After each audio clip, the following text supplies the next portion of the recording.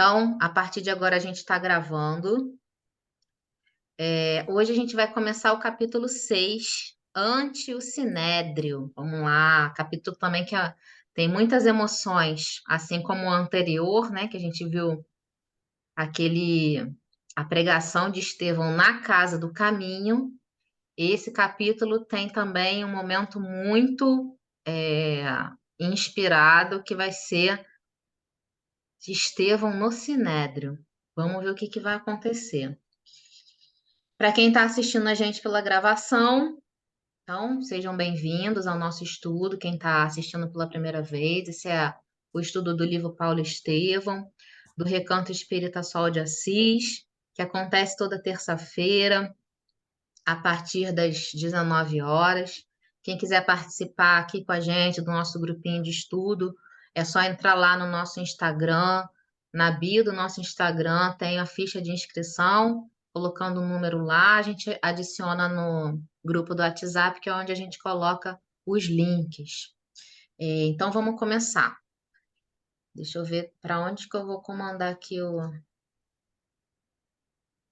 Ah, foi.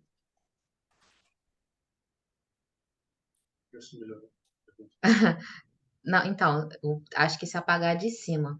Fecha, apaga. Isso. Ó, o Marcos veio aqui, acabou com a minha áurea. Mas tá bom, obrigada. A minha Ah, áurea, ó, tava mozinho. Mozinho, incomodando acabou com ele. a sua aura, amiga. Acabou com a minha áurea, mas tudo bem. Vamos lá, vamos começar. Essa gravura que eu coloquei, ela tá um pouco desfocada. O Ítalo não aguenta ver isso, né? Porque o Ítalo é o expert das gravuras, das montagens, enfim. Aproveita Mas que ele não tá aí. Hã? Ainda bem que ele não tá Aproveita. aqui, mas depois ele vai ver. Porque o que acontece? É difícil às vezes, o André sabe disso, que ele também passa por isso. É difícil às vezes a gente encontrar uma boa gravura que ilustra a passagem e que tenha uma boa resolução.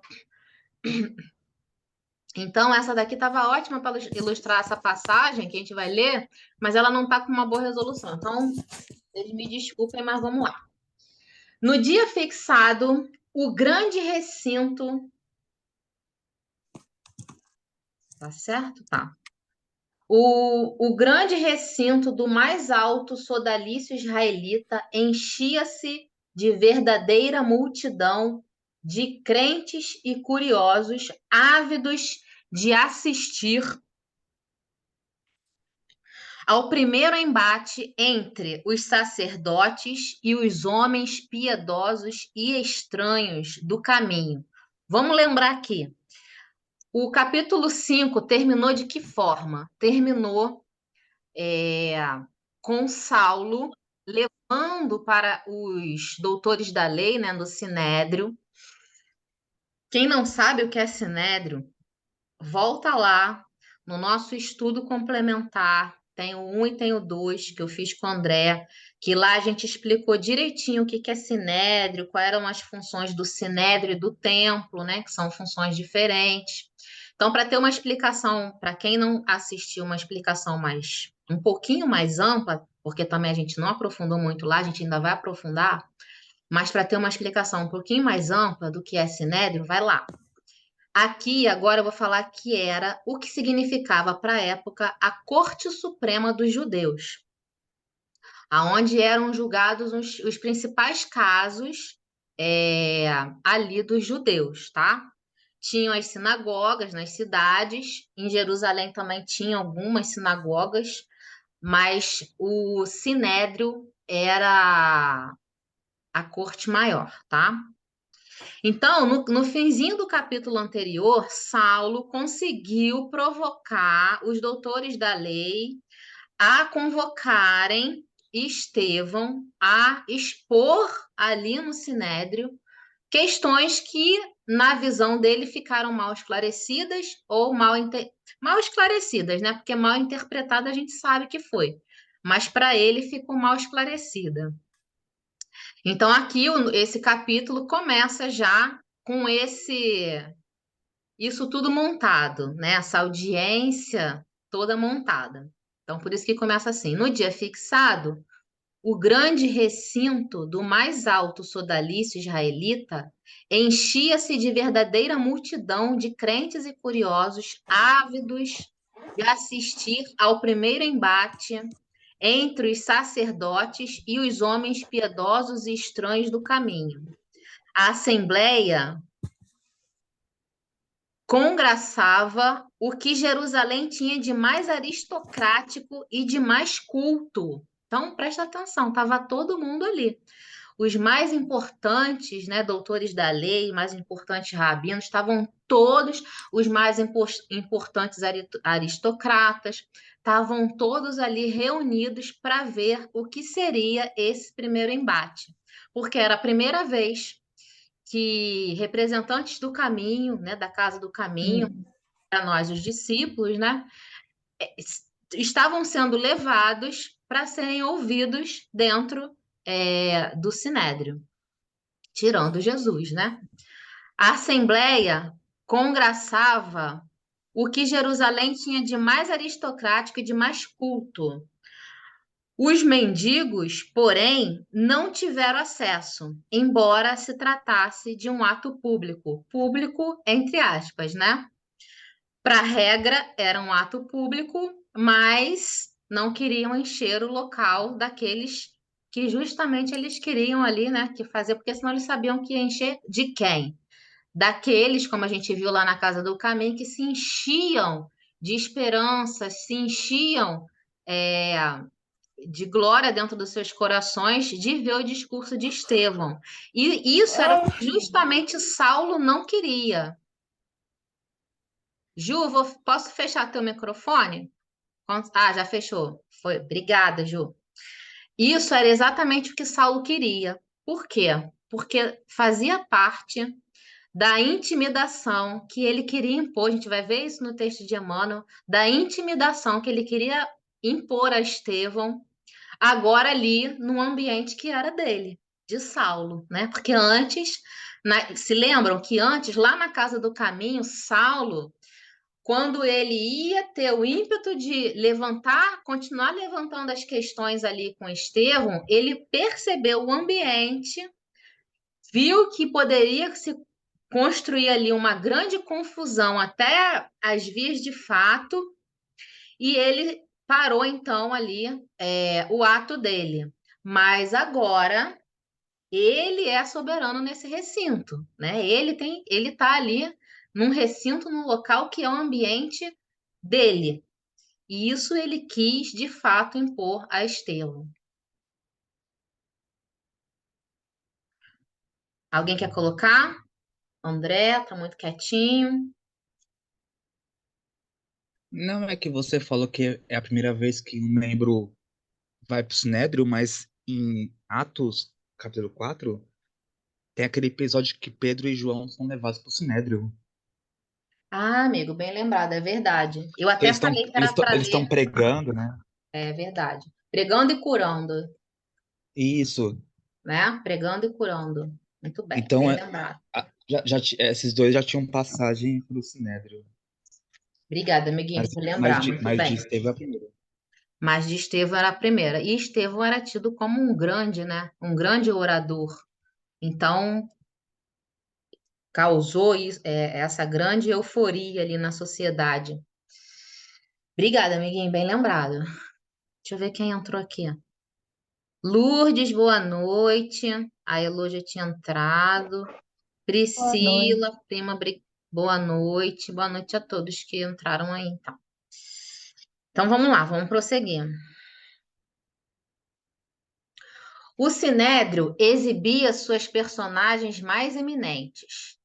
De mistura com os sacerdotes e mestres de Israel, notava-se a presença das personalidades mais salientes do farisaísmo. Lá estavam representantes de todas as sinagogas. Olha como que movimentou, hein? Representantes de todas as sinagogas foram para ver esse embate. Compreendendo a acuidade intelectual de Estevão, Saulo queria fornecer-lhe um confronto do cenário em que dominava o seu talento com a igreja humilde dos adeptos do carpinteiro de Nazaré, como se isso fosse mexer no equilíbrio, né, de Estevão, ou fosse intimidá-lo quando ele fosse falar de Jesus. A gente vai perceber que não se intimidou, não abjurou, né? Manteve todo o seu discurso e muito mais. Eu até acho, assim, estudando a psicologia desse momento, eu até percebo nessa colocação aqui, não sei vocês, mas eu percebo que com essa construção de pensamento que Saulo teve, ele demonstrava uma certa, ele, né, nele próprio, uma certa insegurança, né, diante de Estevão. Porque se ele precisou montar e construir todo esse cenário para intimidar as colocações de Estevão, porque ele próprio já se sentia intimidado, né? Com a acuidade intelectual de Estevão, como Emmanuel coloca aqui. No fundo, seu propósito radicava na jactanciosa demonstração de superioridade, afagando, ao mesmo tempo, a íntima presença de conquistá-lo para as hostes do judaísmo. Preparara, por isso, a reunião com todos os requisitos de feição a impressionar-lhe os sentidos.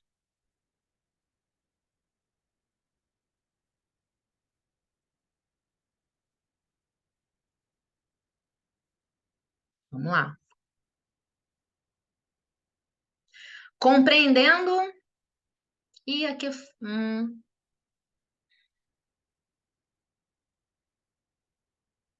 Acho que eu dupliquei aqui, né? Vamos passar mais um. Estevão comparecia como um homem chamado a defender-se das acusações a ele imputadas, não como prisioneiro comum obrigado a acertar contas com a justiça. Examinando, pois, a situação, rogou com insistência aos apóstolos galileus não o acompanhassem, considerando não só a necessidade de permanecerem junto dos sofredores, como também a possível ocorrência de sérios atritos no caso de comparecimento dos adeptos do caminho, dada a firmeza de ânimo com que procuraria salvaguardar a pureza e a liberdade do Evangelho do Cristo. O que Emmanuel está falando aqui? Estevão, quando recebeu esse convite barra ordem, ele pediu para os discípulos, né, que estavam lá na casa do caminho, que não o acompanhassem ao Sinédrio. Por quê? Primeiro, porque eles precisavam manter os trabalhos na Casa do Caminho, o trabalho era gigantesco, né? Tamanha quantidade de pessoas que iam em busca daquele auxílio deles lá. E segundo, que Estevão falou assim para eles: olha, eu vou manter. Vocês viram o que aconteceu aqui na Casa do Caminho e como aquele doutor da lei e os seus companheiros saíram daqui enfurecidos, né? Eu vou manter o meu discurso lá. Eu não vou contrariar o meu discurso, eu não vou contrariar os ensinamentos do Cristo, eu vou manter o meu discurso. Então, grandes são as chances de dar ruim, né? Da coisa ficar feia lá. E se der, que dê só para mim, que não dê para vocês. Então, é bom que vocês fiquem e permaneçam aqui. Como ele colocou aqui no final, ó. Dada a firmeza de ânimo com que procuraria salvaguardar a pureza e a liberdade do Evangelho do Cristo. Vamos prosseguir. Além disso, os recursos de que poderiam dispor eram demasiadamente simples e não seria justo afrontar com eles o poderio supremo dos sacerdotes, que tinham encontrado recursos para crucificar o próprio Messias. Ou seja, os recursos dos discípulos eram quase nenhum, né? O contrário dos sacerdotes, que conseguiram inclusive prender e crucificar o próprio Cristo. Em favor do caminho, pontificavam apenas aqueles enfermos desventurados. as convicções puras dos mais humildes, a gratidão dos mais infelizes. A única força poderosa pelo seu conteúdo de virtude divina a lhes amparar a causa perante as autoridades dominantes do mundo. Ou seja, em favor daqueles, o bem, né? Que aos olhos deles, de quem fazia o bem, prosseguindo os ensinamentos do Cristo, era uma dádiva maravilhosa, mas aos olhos daqueles fariseus e daqueles doutores da lei, não tinha importância moral nenhuma, muito pelo contrário, né? Eles achavam que eles eram loucos por acolher tantas pessoas flageladas e aos olhos daquela sociedade inúteis. Aos olhos daquela sociedade arrogante e que só dava importância para o sucesso do ponto de vista material, da influência, essa força que dispendiam os discípulos de Jesus na casa do caminho, além de não significar nada, ainda era muito esquisita. Além disso, gente, eu tô duplicando, eu dupliquei. Você duplicou É, os. você tá acompanhando lendo, não tá, Ju? Tô. Tá. Eu duplicar não tem problema, eu não posso é pular. Se eu pular, você me avisa, É. tá? Então, ó, Isso, agora é esse. esse, né? Assim, ponderando, disputava o júbilo de assumir sozinho a responsabilidade da sua atitude, sem comprometer qualquer companheiro, tal como a fizera Jesus um dia no seu apostolado sublime. Olha que interessante essa colocação de Emmanuel aqui comparando esse comportamento de Estevão, que é assim, ele não quer comparar, lógico, né, com Jesus, mas ele quer mostrar o comportamento de total entrega, de total confiança no Pai, colocando em prática o que ele viu no comportamento do Cristo. Sem comprometer qualquer. Porque foi isso que Jesus fez, né? Jesus não obrigou ninguém a seguir com ele, muito pelo contrário, né? Ele foi, se entregou calmamente, tranquilamente, acolheu e compreendeu aqueles que se afastaram, se esconderam e foram embora, porque ele sabia que era uma prova, naquele momento, muito difícil para os seus discípulos. Então, ele seguiu sozinho a caminhada dele. E assim, seguindo esse exemplo do mestre, Estevão, né, em total confiança em Deus, em total confiança no exemplo de Jesus, assim também tá fazendo. Se necessário, não desdenharia a possibilidade do derradeiro sacrifício no sagrado testemunho de amor ao seu coração augusto e misericordioso. O sofrimento por ele ser-lhe-ia suave e doce. Sua argumentação vencera o bom desejo dos companheiros mais veementes. Então, os companheiros acolheram ali a argumentação dele e não insistiram e permaneceram na casa do caminho. E essa gravura que eu coloquei é o que quando eu bati o olho nela, para mim, é o que reflete esse momento. Os acolhidos da casa do caminho observando, né? E os discípulos ali também observando, apreensivos, mas acolhendo o que Estevão pediu, que era para que eles permanecessem lá. Quer colocar, André, alguma coisa? Tá perfeito. Então vamos. Assim, sem amparo de qualquer amigo, compareceu ao sinédrio tomado de forte impressão, ao lhe observar a grandeza e a suntuosidade. Habituado aos quadros tristes e pobres dos subúrbios, onde se refugiavam os infelizes de toda espécie, deslumbrava-se com a riqueza do templo. Imagina, gente, o templo devia ser uma coisa gigantesca, né? De luxo, de construção, com o aspecto soberbo da Torre dos Romanos, com os edifícios residenciais de estilo grego, com a feição exterior das sinagogas que se espalhavam em grande número por toda parte. Esse aspecto soberbo da torre deve ser a Torre Antônia, né, André? A Torre Antônia era Provavelmente sim. né, uma construção grudada no templo, só que ela era uma construção romana, né? Porque era ali que ficava o exército romano. Quando a gente olha a imagem que aparece, a gente até naquele estudo que a gente fez tinha essa imagem. Grudada no templo tem a Torre Antônia, com como é que eu vou dizer? Quatro Quatro torres, né? torres maiores, né? Uma construção em formato quadrado, com quatro torres maiores. Era uma fortaleza ali, né? Uma fortaleza para guardar ali o exército romano, E para vigiar o templo, isso que era grudado. para vigiar o templo. Bom, então, o que que Emmanuel está falando aqui? Que Estevão, quando chegou ali, acostumado, né, ao subúrbio, e aí, se a gente lembrar dessa trajetória de Estevão desde o início, né, ele passou um ano como preso, né?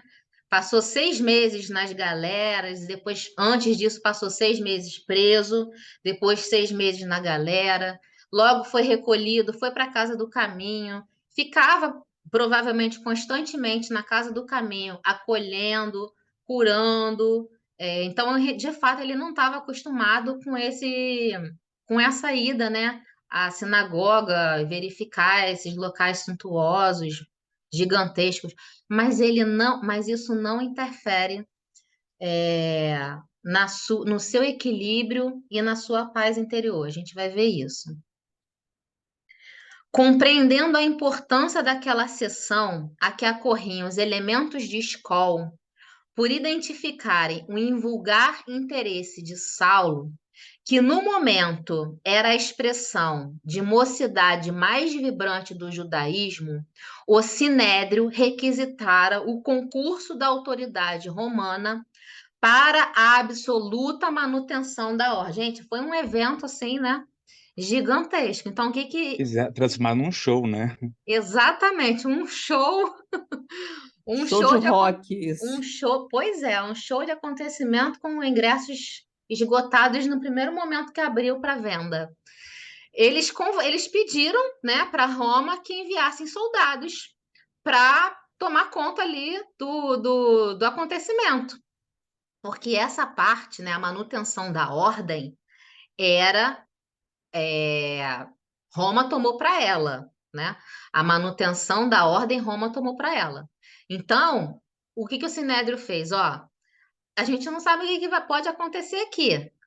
Com certeza, do lado de fora, aqueles que forem impedidos de entrar vão ficar do lado de fora. E aí a gente não sabe, né? Então a gente precisa do apoio de vocês para poder tomar conta. Não ter também invadido a sinagoga, né? Imagina. Então toda aquela euforia ali daquele acontecimento acontecia nesse momento. Os próprios patrícios residentes em Jerusalém compareceram numerosos ao grande feito do dia, considerando que se tratava do primeiro processo em torno das ideias ensinadas pelo profeta Nazareno depois da sua crucificação, que deixara tanta perplexidade e tantas dúvidas no espírito público. O André lembrou aqui a prisão de Pedro, mas não foi aberto na prisão de Pedro, não foi aberto processo dessa forma, né, André? Eles foram presos e depois Foi um eles. caso mais isolado, não foi, teve essa repercussão, né? A Isso. finalidade era outra, né? E acho que eles também não tinham proporção do que ia surgir. Ainda não existia a Casa do Caminho, né? Aqui eu acho que eles convocam os soldados romanos, mas que, além, claro, do show, que ele cria um personagem de todas as maneiras, né? Tipo, dá um choque de realidade naquele povo lá que achava se achava que era dono, mas também talvez evitasse uma revolta popular, né?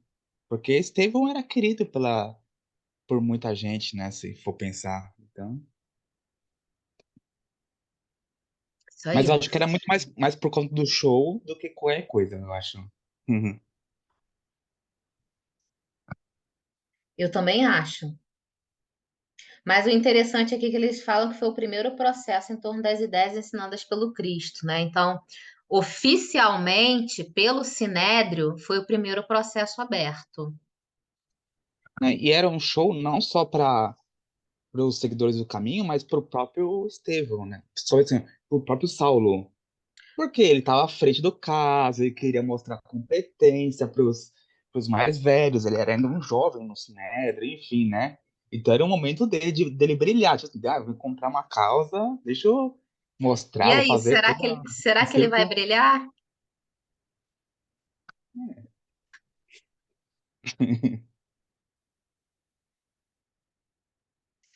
Bom, quando o grande recinto. Deixa eu dar uma olhadinha aqui rapidinho, amores, espera aí. Quando o grande recinto regurgitava de pessoas de alto destaque social, Estevão sentou-se no lugar previamente designado, conduzido por um ministro do templo, ali permanecendo sob a guarda de soldados que o fixavam ironicamente. A sessão começou com todas as cerimônias regimentais. Ao iniciar os trabalhos, o sumo sacerdote anunciou a escolha de Saulo. Olha a escolha! A escolha de Saulo consoante seu próprio desejo, desejo de Saulo, né? Para interpelar o denunciado e averiguar a extensão de sua culpa no aviltramento dos princípios sagrados da raça. Recebendo o convite para funcionar como juiz do feito, o jovem tarcense esboçou um sorriso triunfante. Com imperioso gesto, mandou que o humilde pregador do caminho se aproximasse do centro da sala suntuosa, para onde se dirigiu Estevão serenamente. Aqui, Emmanuel começa a traçar o estado psicológico que Estevão estava. A gente vai ver que em momento nenhum ele ficou com medo, né? Ou ele ficou com qualquer alteração da sua serenidade. Estevão, serenamente, acompanhado por dois guardas de senho carregado, né, de rosto carregado,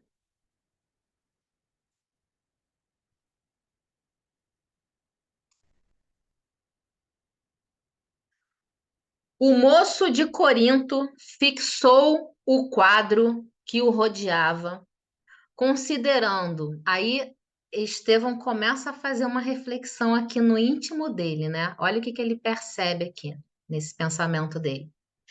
O moço de Corinto fixou o quadro que o rodeava. Ah, agora. Não, peraí.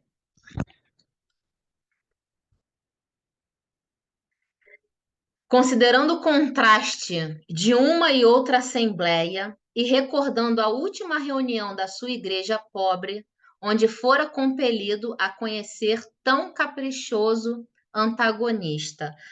O que Emmanuel tá falando aqui? Que Estevão começou a olhar aquele ambiente, começou a se lembrar da sua igrejinha, né, pobrezinha, e começou a comparar ali os comportamentos, o conteúdo moral, né, as ideias que habitavam aqueles corações tão diferentes, né? Aqueles que iam em busca de Jesus, os seus ensinamentos na casa do caminho, e esses que aqui estavam, doutores da lei, rabinos, né? Grandes mestres. Não seriam aquelas as ovelhas perdidas da casa de Israel a que aludia Jesus nos seus vigorosos ensinamentos? Olha a reflexão de Estevão, assim que ele bate os olhos, né? E é, né? perfeitamente. Ainda que o judaísmo não houvesse aceitado a missão do evangelho, como conciliava ele as observações sagradas dos profetas e sua elevada exemplificação de virtude com a avareza e o desregramento. Olha o que ele está colocando aqui. Ainda que eles não aceitassem a missão do evangelho, os ensinamentos de Jesus, né? Ainda que o judaísmo não houvesse aceitado a missão do evangelho, como conciliava ele, ou seja, o judaísmo, como o judaísmo conciliava as observações sagradas dos profetas com toda essa avareza e esse desregramento? O próprio Moisés fora escravo e, por dedicação ao seu povo, sofrer inúmeras dificuldades em todos os dias da existência consagrada ao Todo-Poderoso.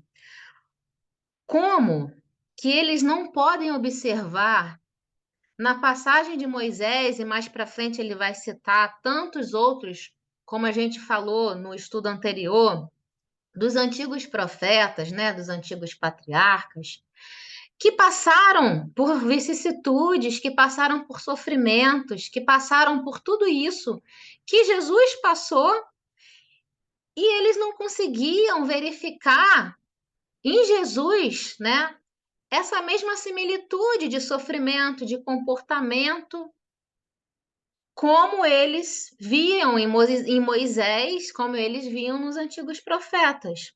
O próprio Moisés fora escravo e, por dedicação ao seu povo, sofrer inúmeras dificuldades em todos os dias da existência consagrada ao Todo-Poderoso. Ele não conseguia compreender. Como que eles não conseguiam enxergar isso, né? E ele começa, ó, Jó, lembram? A gente falou aqui, a André até falou sobre o livro de Jó, sobre a passagem de Jó. Para quem não viu o estudo que a gente falou sobre a passagem de Jó, é aquele que a história traz uma história de vida de muita dificuldade, de muita abnegação, né, de muito sofrimento, mas em momento nenhum ele se quedou da sua comunhão com Deus, da sua fé em Deus. Então, é o maior exemplo de resistência na fé, de resiliência, de resignação. E ele cita, é o primeiro que ele cita aqui, ó, Jó padeceu misérias sem nome e dera testemunho de fé nos sofrimentos mais acerbos. Jeremias chorara incompreendido. Amós experimentar o fel da ingratidão. Como poderiam os israelitas harmonizar o egoísmo com a sabedoria amorosa dos salmos de Davi? Não fazia sentido aquele comportamento egoísta com salmos belíssimos que falam do amor, da fraternidade, da comunhão dos povos, né? Da comunhão dos hebreus, daquele povo. Como, né? Isso que Estevão está falando, como? E é, eu lendo Estevão falando sobre isso, e trazendo isso para a nossa atualidade, eu faço o seguinte pensamento: como a gente ainda hoje consegue observar em irmãos ainda comportamentos que justificam violência e maldade nos textos do Evangelho. A gente tem um companheiro de estudo, que é o Tiago Cardoso, já falei dele aqui, maravilhoso companheiro, que nos auxilia. A gente já fez o estudo do miudinho com ele, já fez algumas palestras no nosso recanto. Quando ele ajudou a gente a formar um grupo me ajuda aí, André. A gente formou um grupo de facilitadores, veio a palavra. Ele ajudou a gente a formar um grupo de facilitadores para o estudo do miudinho, né? Porque ele já tinha o grupo dele já há muito tempo, ele já fazia, então ele auxiliou a gente a formar o nosso grupo de facilitadores. Então, quando ele estava auxiliando a gente, ele falou assim: olha, tomem muito cuidado, né? Por quê? Porque se você tirar tem vários trechos que você tira dos textos, tanto do Antigo Testamento como do Novo Testamento, que você defende qualquer tese, inclusive tese de violência, né? De violência, de perseguição, de tudo isso que a gente vê. Então, tomem muito cuidado com isso, porque vocês vão encontrar pessoas que ainda, irmãos, né, que ainda, infelizmente, se pegam nisso para justificar comportamentos que não são os comportamentos que estão ali. E não faz sentido que seja, né? Então, toda vez que a gente vê, que eu vejo, vou colocar por mim, toda vez que eu vejo comportamentos violentos querendo, né, a pessoa querendo justificar nas passagens do Evangelho, isso para mim é a maior incoerência que há. A maior incoerência que há. Então, quando eu vejo Estevão aqui, observando esse conjunto de coisas que ele estava vendo ali no Sinédrio, onde deveria ser um local da manifestação perfeita do amor de Deus para os judeus, porque o Sinédrio não, no templo, né? Quando vê o comportamento desses homens do Sinédrio, defendendo a lei, a antiga lei de Moisés, né? Que representava esse amor a Deus, completamente contraditório à própria história do Antigo Testamento, né, da lei deles, que eles tinham. Quando Estevão vê isso, não tem como pensar de forma diferente, né? Que contradição é essa que essas ovelhas perdidas ainda estão fazendo? Eles ainda não compreenderam, eles defendem uma lei que nem eles compreenderam ou que eles não queriam compreender ou não queriam aplicar daquela forma. Quer colocar, André? Elaine, Fala, Ju. isso é da natureza humana. Quer dizer, da natureza não, porque a nossa natureza é divina, né? Então nós não fomos criados para isso. Mas parece que a gente absorve a necessidade de usar algo para você dominar o outro, que foi o que o povo hebreu acabou de fazer com si próprio, né? Eles, o farisaísmo pegava os textos bíblicos e utilizava aquilo para dominar aquele povo dele próprio, os próprios judeus, né, o próprio povo, mas que era ignorante, que não tinha condição de ler, que não tinha condição de estudar, que não tinha condição de aprimorar o conhecimento. Então, você, humilde e ignorante, crê que aquele doutor, aquele que estudou, aquele que, né, vai me dizer uma coisa certa. Ele não vai me dizer algo errado. Então, se ele está dizendo que eu sou adúltera e tenho que ser apedrejada, é porque ele está certo. E amém, e vamos em frente. E a ignorância humana, por sua vez, também não se permite, ao longo de toda a história, é assim que acontece. Graças a Deus estamos evoluindo e hoje você já, apesar de isso ainda existir, mas hoje você já consegue encontrar gerações e pessoas que não se conformam com uma verdade absoluta. Ah, não, é assim e pronto. Não, não é assim, pronto, vamos lá, né? Vamos estudar, vamos descobrir, vamos pesquisar. O conhecimento existe para isso, não é para ser absoluto, gente.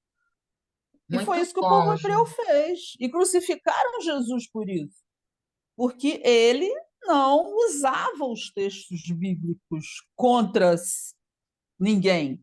Muito pelo contrário, né? Ele tirava o espírito da letra e realmente falava em bondade, caridade e amor, que é isso que está escrito na Bíblia. Qualquer trecho da Bíblia que você lê só se fala nisso.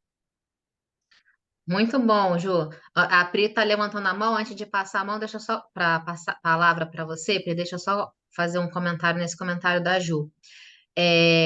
Ju, é exatamente isso que eu entendo também, né? Eles levados ali por uma vaidade, por uma ambição no poder, alguns, né? se deixavam levar por isso. A gente viu e a gente vai ver que existiam alguns poucos, né, como Gamaliel, por exemplo, que já tinham um pensamento um pouco diferente, né? Mas sim, eles eram levados muito pela vaidade e pela necessidade de poder. É, e aí eu gosto de falar muito que, trazendo isso para os nossos dias de hoje, para o nosso coração, para a gente alcançar o entendimento dos ensinamentos de Jesus, né? Do Evangelho de Deus trazido por Jesus, principal é a gente aprender a amar. Porque quando a gente aprende a amar, né, assim, isso é mais importante do que saber ler, saber interpretar, saber pesquisar. Porque quando a gente aprende a amar, esses ensinamentos penetram no nosso coração.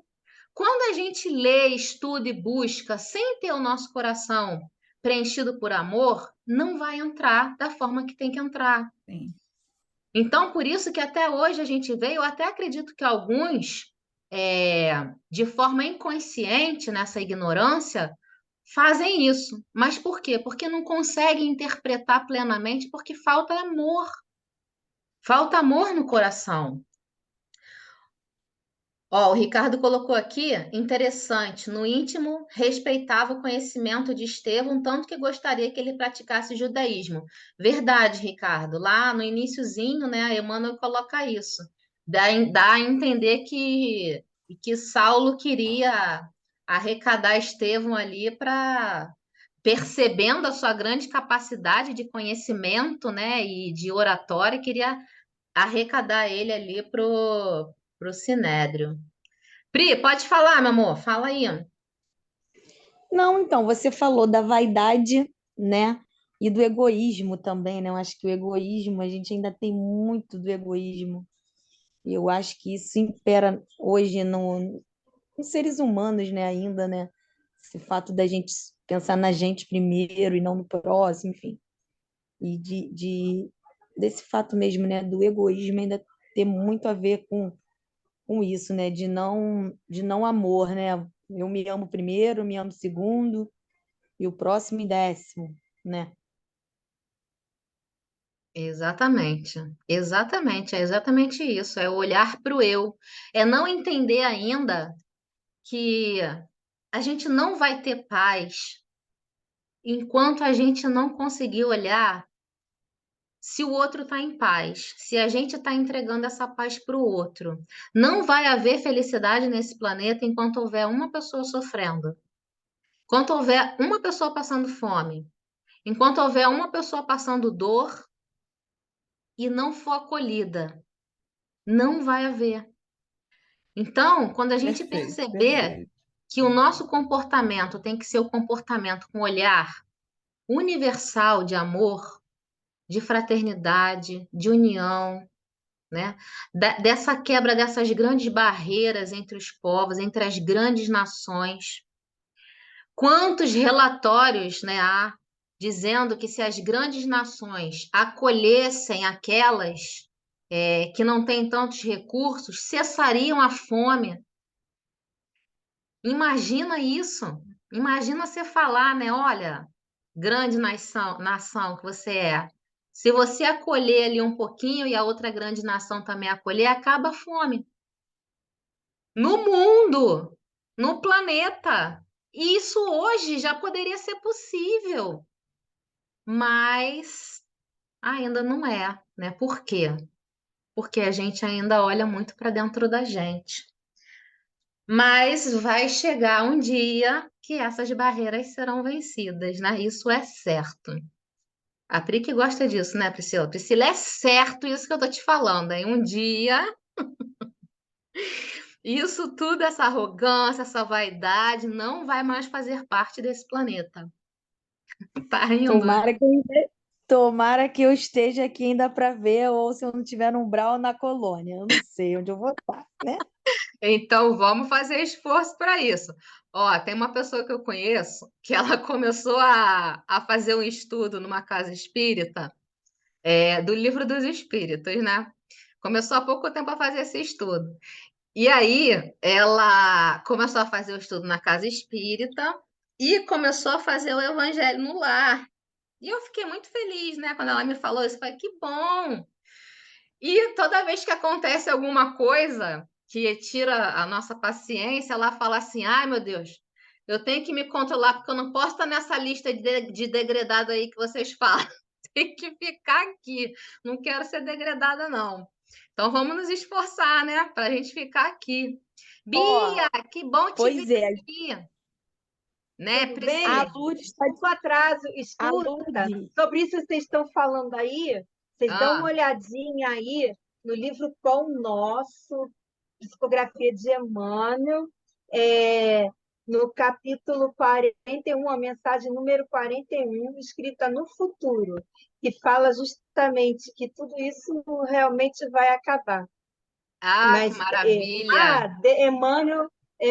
Emmanuel vai descrevendo, né, tudinho, ó, é assim, ó, o companheiro não repreenderá o companheiro, o irmão não denunciará o outro irmão, o cárcere cerrará suas portas, os tribunais quedarão em silêncio, canhões serão convertidos em arados, homens de armas volverão à sementeira do solo, o ódio será expulso do mundo, a baioneta repousarão, e as máquinas não vomitarão chamas para o incêndio e para a morte, mas cuidarão pacificamente do progresso planetário.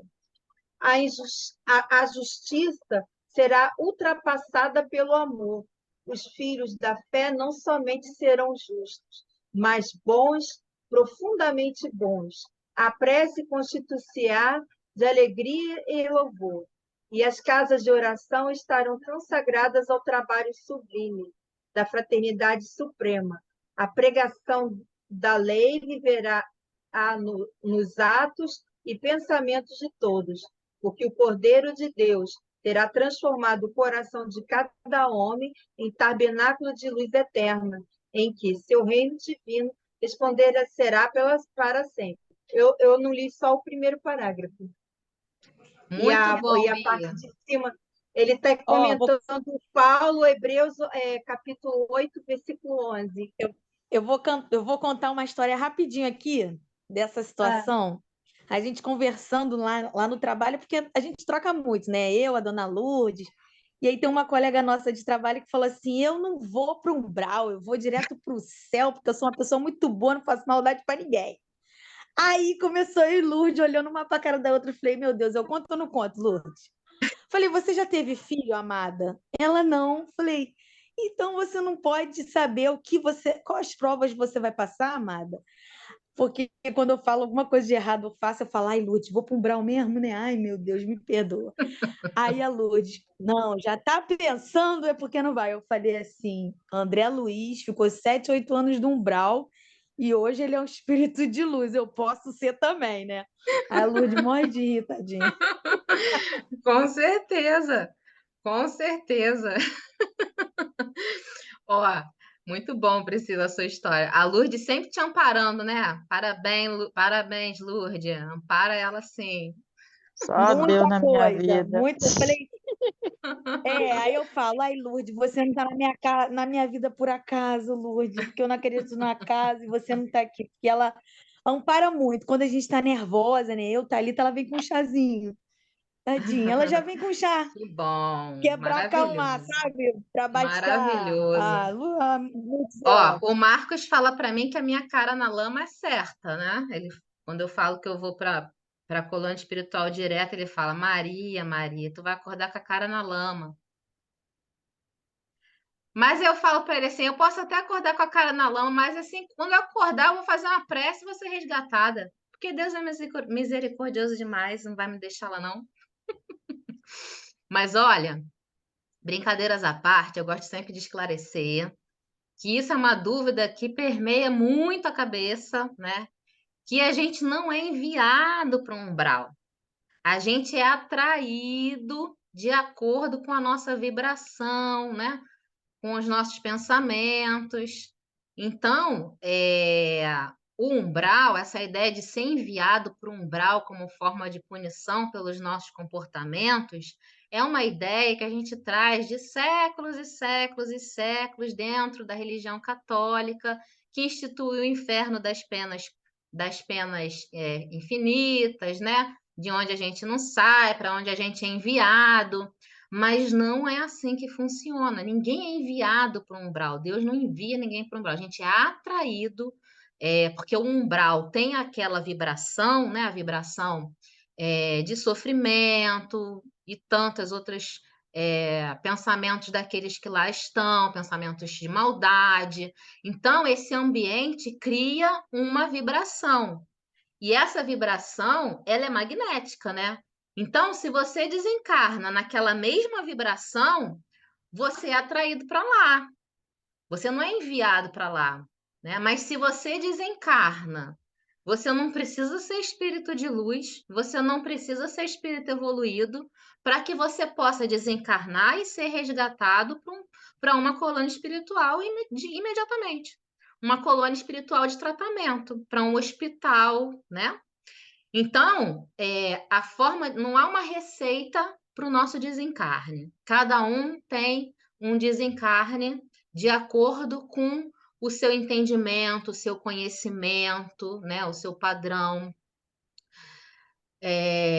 Entre o céu e o inferno, já vou te dar, Ana. Ana levantou a mãozinha. Entre o céu e o inferno, segunda parte desse livro, né, que é Entre o Céu e o Inferno de Kardec, a segunda parte desse livro de Kardec são relatos de desencarne de espíritos, tá? E ali Kardec catalogou as diferentes, como é que eu vou dizer? Os diferentes tipos de desencarne para determinadas padrões de espírito, né? De comportamento, de pensamento. Então, quem tiver a curiosidade, não precisa ler tudo, não. Lê um ou outro, vai lá e dá uma olhada. É interessantíssimo verificar. Ali você consegue ter uma noção de como o espírito se encontra de acordo com o seu padrão de pensamento, o seu endurecimento, né, ainda, como que ele se encontra depois do desencarne. Fala, Ana. Olha, eu já tenho um combinado comigo mesma. Eu fiz um curso desse Céu e Inferno. Então, isso aí só veio corroborar o meu combinado comigo mesma. Cara, quando eu desencarnar, a primeira coisa que eu vou fazer é dobrar o joelho e falar que eu me arrependo de tudo que eu fiz e que eu não fiz, e pedir ajuda, e pedir clemência, e pedir misericórdia, porque eu acho que isso daí eu acho que é aquilo mesmo que você falou. Todos nós vamos para lá, cara. Não tem jeito, não. A gente pensa que a gente é bonzinho, a gente pensa. Ó a doce ilusão dessa pessoa aí, que a menina deu exemplo, né? Fala sério, vai direto para o céu, gente, isso não existe. Se a gente fizesse Olha, todo o bem, que eu penso assim, se a gente fizesse todo o bem que a gente deve fazer, eu acho que aí sim a gente tem uma chance. Mas a gente não faz todo o bem que a gente pode fazer. ainda A gente não. não consegue. Ainda Ainda não. não. Mas não quer dizer que a gente, foi o que eu falei agora, Ana, não quer dizer que a gente, mesmo a gente não sendo ainda, né, não conseguindo cumprir tudo que a gente quer, que a gente tenha que a gente vá passar pelo umbral, não é isso. A gente É, tem verdade. espíritos por exemplo, quem viu o nosso lar, ou quem leu o livro, tem uma passagem lá, é, de espíritos que ainda estão no processo de entendimento, de buscar entender, mas não é, Aham. né? Eram espíritos que Poxa, gente. na busca do entendimento, mas não tinham vinculados a ele um padrão vibratório ou um padrão mental que vinculasse eles ao umbral, né? Não tinha isso. Ó, Poxa, gente, olha, tem um exemplo do meu pai. Eu busquei por mensagem, né, dele lá no Leão Denis e levou um tempinho, né, claro, mas eu consegui ter uma notícia dele. O meu pai, ele, quer dizer, ele não se tornou espírita, né? Ele começou a aceitar o espiritismo a partir do momento que a minha mãe ficou doente, né, que a minha mãe teve Alzheimer durante 20 anos, e já no finalzinho, na fase final dela, o bicho pegou mesmo, e aí ele se dobrou, né, porque ele não tinha religião, ele se dizia católico, mas não ia para a igreja, né, não frequentava. E aí ele começou a aceitar fazer o evangelho junto com a gente, né, coisa e tal. E quando a minha mãe desencarnou, aquele 1 ano até a morte dele, até o desencarne dele, ele ficou muito curioso em saber, ele queria entender como é que a gente, já até contei uma história para vocês, né? Que ele me veio em sonho dizendo que tudo aquilo que eu dizia era verdade, né? Que ele me questionava muito, ele dizia assim, como é que a gente vai saber, né, se tudo que você fala, tudo que o livro fala é verdade, né? Que Kardec fala é verdade. Eu falei, vamos combinar, né? Quem for primeiro vem contar para o outro, né? Através de sonho, né? Coisa e tal. E eu tive essa revelação dele através de sonho. Que E aí, legal. muito legal, cara. Eu acho que a gente sabe dessa história, né, Elaine? Já. Do papo firme, que ele não falava, mas ele fazia um papo firme para mim. E quando eu acordei, eu lembrei, gente, ele está me dizendo que tudo aquilo ali era verdade. E toda vez que ele falava que concordava com alguma coisa, o que era verdade, ele fazia papo firme para a gente.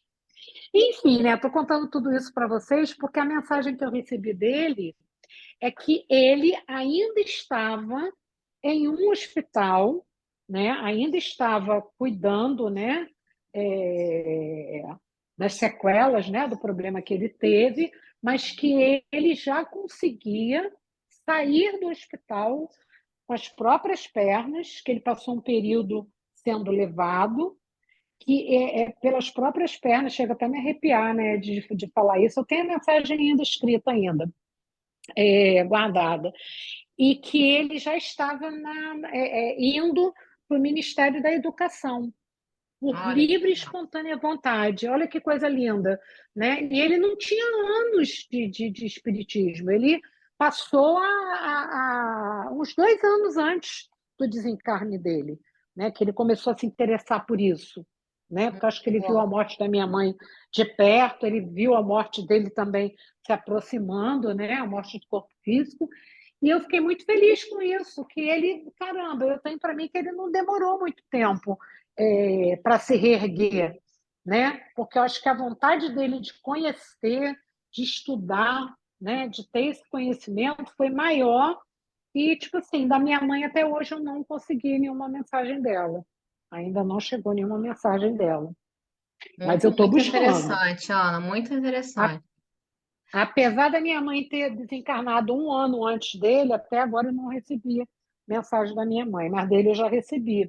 E já sei que ele está buscando, né? Então, eu acho Já que é tá. isso, é a Pois é, gente exatamente buscar, né? isso. É buscar o entendimento, ó, do lado de lá a gente continua estudando, né? Eu Com tive certeza. eu tive um exemplo maravilhoso na mesa mediúnica que eu dialoguei, né? Eu sou dialogadora, então eu dialoguei com um espírito que havia acabado de desencarnar, mas ele ainda não sabia que ele tinha desencarnado. Eu vi ele chegando na maca, né? Ele chegou na maca, é, e a espiritualidade me orientou a eu esclarecer a ele que ele havia desencarnado. Então, eu comecei, né, com muita delicadeza, a esclarecer a ele. Gente, que prece linda! Ele não, num primeiro momento, ele tomou um susto, mas depois ele falou: eu preciso fazer uma prece. Aí eu perguntei: você quer que eu faça uma prece para você? Aí ele: não, eu que preciso fazer. Que prece Que linda! lindo, E que quando ele lindo. terminou de fazer a prece, ele foi encaminhado. Que experiência Que coisa maravilhosa! linda. Maravilhoso, viu? Uma Que coisa experiência linda, maravilhosa. gente.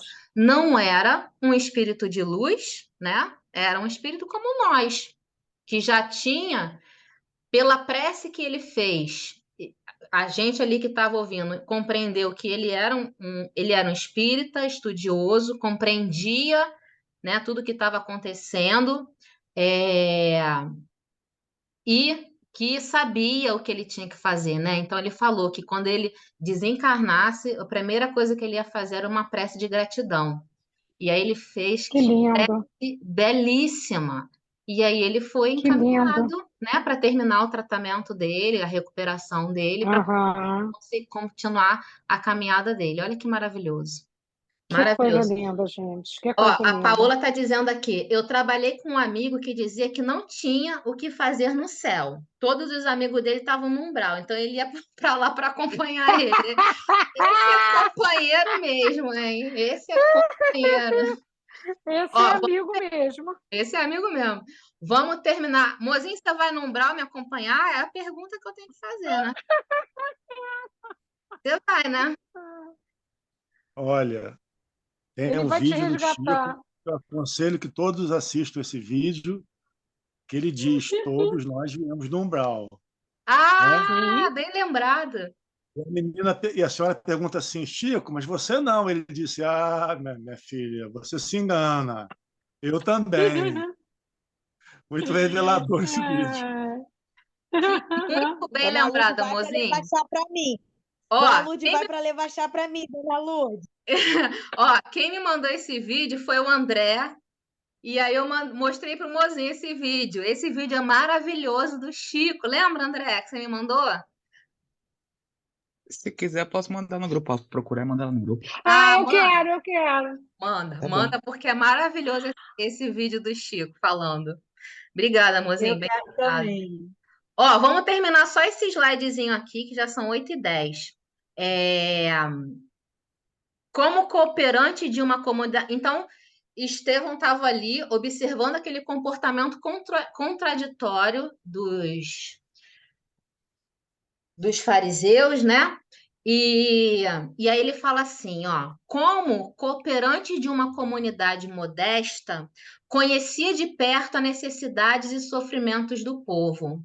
Com essas ilações, sentia que o mestre de Nazaré se elevava muito mais agora aos seus olhos, distribuindo entre os aflitos as esperanças mais puras e as mais consoladoras verdades espirituais. Isso aqui que ele está falando, gente, é maravilhoso. Porque o que Estevão está falando?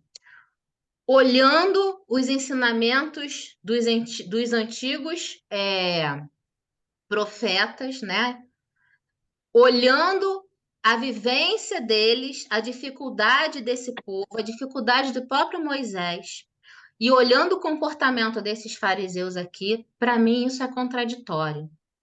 E olhando o comportamento do Cristo, que acolhia aqueles mais desvalidos, e percebendo eu na minha vivência, lá na Casa do Caminho, com esses mesmos desvalidos, que mais uma vez eu ratifico no meu coração, no meu pensamento, que o comportamento do Cristo é aquele que mais se adequa à lei. É isso que Estevão está falando aqui nessa passagem. Olha que lucidez, né, de interpretação e de equilíbrio para perceber a dissonância desse comportamento com os textos do Antigo Testamento, né, da lei dos judeus, e com o seu comportamento, com o comportamento de Jesus.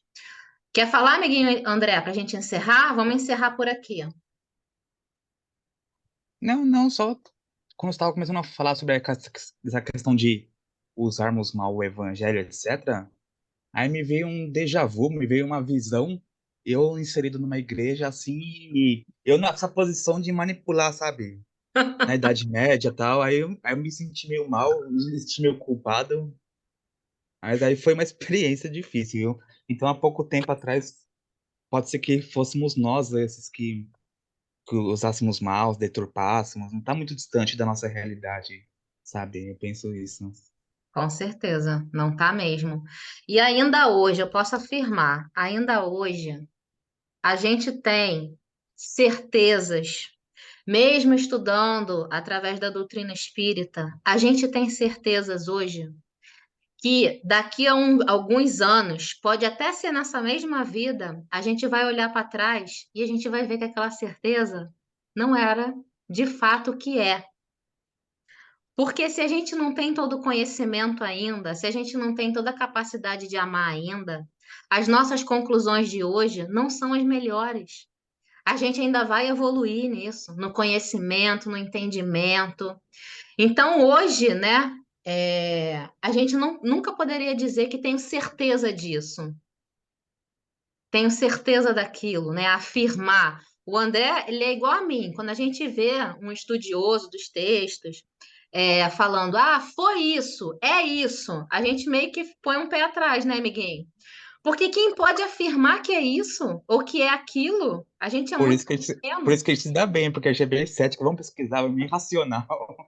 Vamos pesquisar. A gente estava até comentando que existem vários representantes de vários segmentos religiosos que fazem viagens em Israel, né?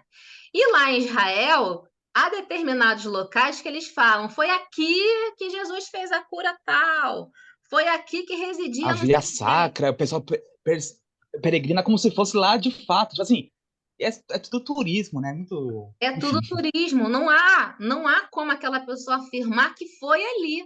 Ontem mesmo, anteontem, assistindo um vídeo para poder estudar, para falar sobre a passagem da cura do homem no poço de Betesda, eu assisti um vídeo muito bom, né? É, de um. Ele é pastor, amigo André? É, pastor. É o Rodrigo Silva, muitos aqui conhecem a Bia da Consciência, Rodrigo Silva. Maravilhoso o vídeo dele. Gente, adventista. ele mostrando onde É muito ficava. bom. Ele tem vídeos excelentes e ele não é só pastor. Desculpa te interromper, Elaine. É que ele não é Não, só pastor, ele é arqueólogo. isso, exatamente. Ele E é arqueólogo. isso é fundamental, Ju, para o olhar dele, muito bem colocado. E isso que eu ia dizer.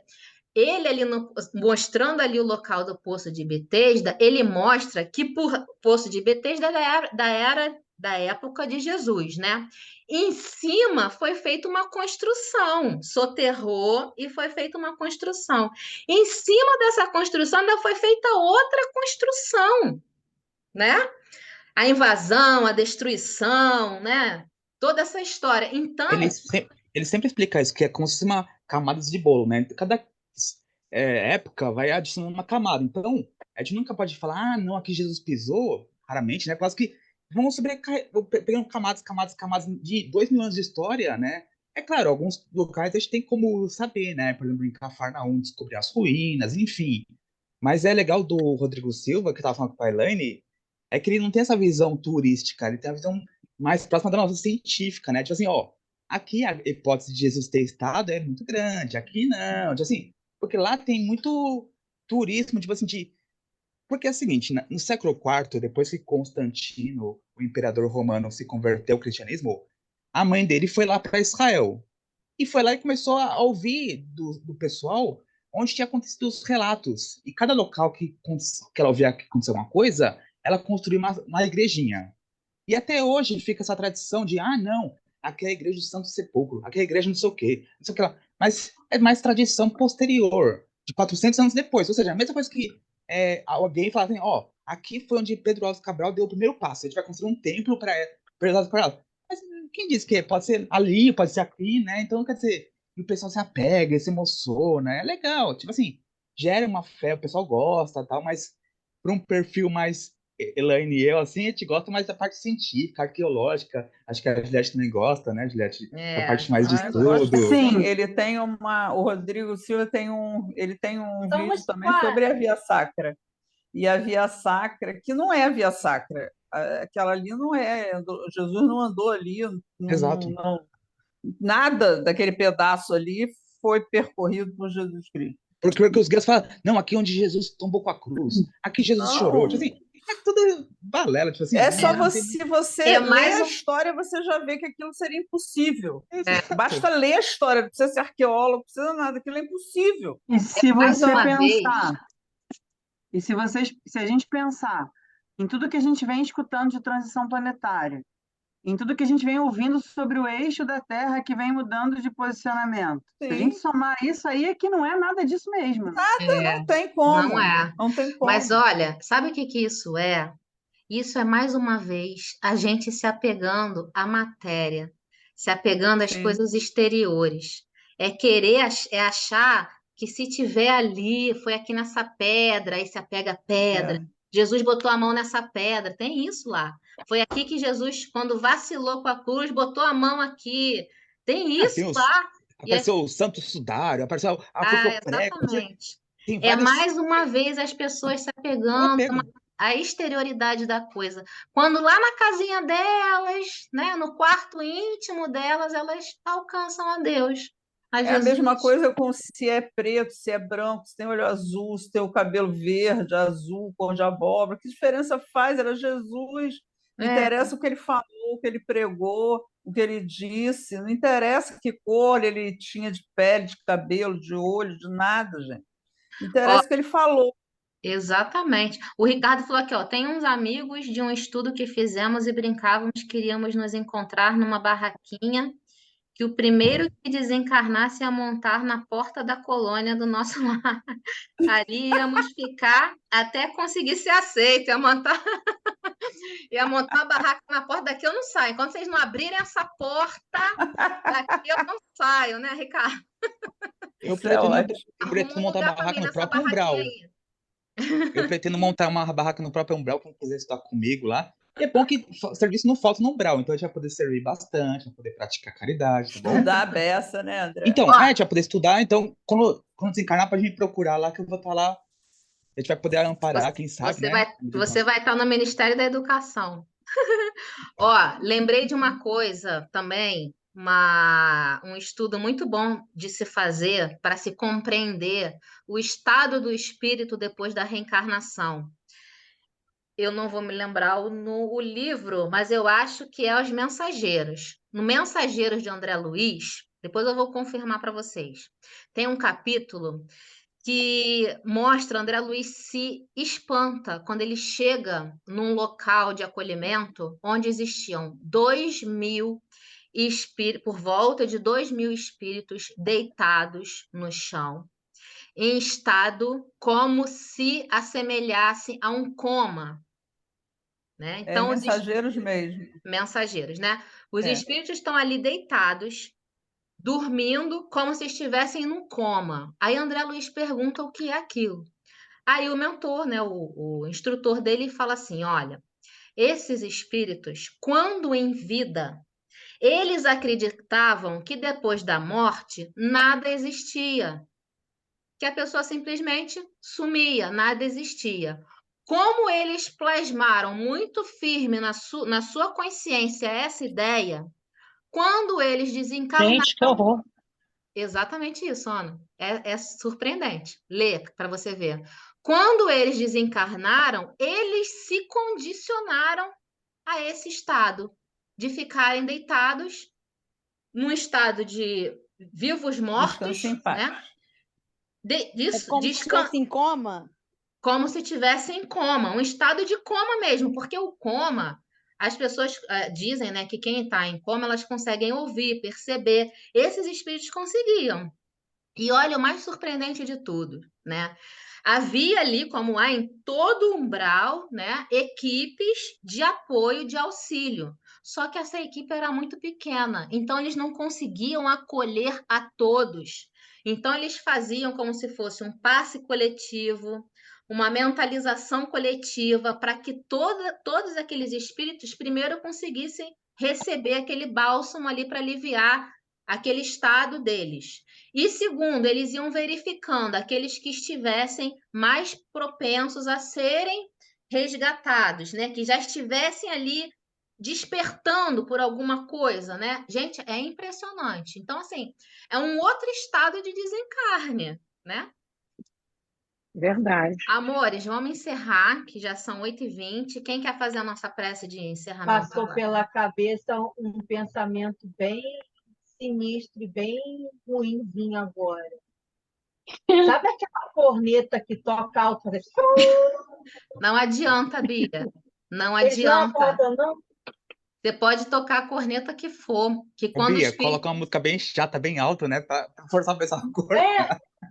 Olha, além de não Sacanagem. bem adiantar, maldoso esse pensamento, mas tudo bem. além de não adiantar, ainda ia ser, Como é que a gente é, né? ainda ia piorar o estado psíquico daqueles espíritos, né? Que eles iam entrar num estado de tormento. Quem quer fazer a nossa prece para a gente encerrar? Senão eu vou pedir.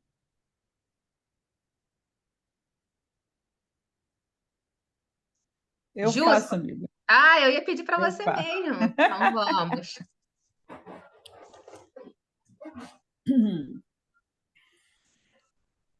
Vamos elevar nossos pensamentos ao Altíssimo. Vamos pensar em nosso Mestre Jesus, na alegria dele em nos ver aqui, gratos por toda essa oportunidade, por todos esses estudos, por todos os momentos em que estamos juntos. Gratos por esse livro abençoado que tantos ensinamentos nos traz. Senhor, abençoa a vida de cada um que está aqui. Te pedimos, Pai, te pedimos misericórdia, misericórdia para todos aqueles que sofrem, sofrem principalmente por não te conhecerem, porque conhecer-te, Senhor, conhecer os teus ensinamentos, conhecer a vida de Jesus Cristo é uma bênção imensa, Senhor. Ter a oportunidade de conhecer, ouvir e saber tudo aquilo que tu queres de nós é uma bênção, Senhor. Ajuda-nos, Pai, a cada vez mais descortinar as nossas consciências, que possamos enxergar além do que o mundo nos oferece, que possamos expandir o nosso conhecimento a todos aqueles que não te conhecem, Senhor, e que sofrem por isso. Obrigada, Senhor, pela Elaine, que tanto nos traz, que tanta paciência tem conosco, que tanto carinho e tanta dedicação tem com esse estudo. Obrigada, Pai, pelo sol, pela lua, pelo dia, pela noite, por todas as bênçãos que nós sequer percebemos em nossas vidas. Abençoa, Pai, a vida de cada um de nós, nossas famílias, de todos aqueles, Senhor, que nessa jornada evolutiva buscam a Ti, unicamente. Que assim seja, graças a Deus. Que assim seja, Pai. Obrigada, amiga. Obrigada, amor. Beijo. Graças a Deus, Boa gente. noite. Um beijo. Boa noite. Boa Obrigado. noite, Semana, menina. com Deus. Boa semana, gente.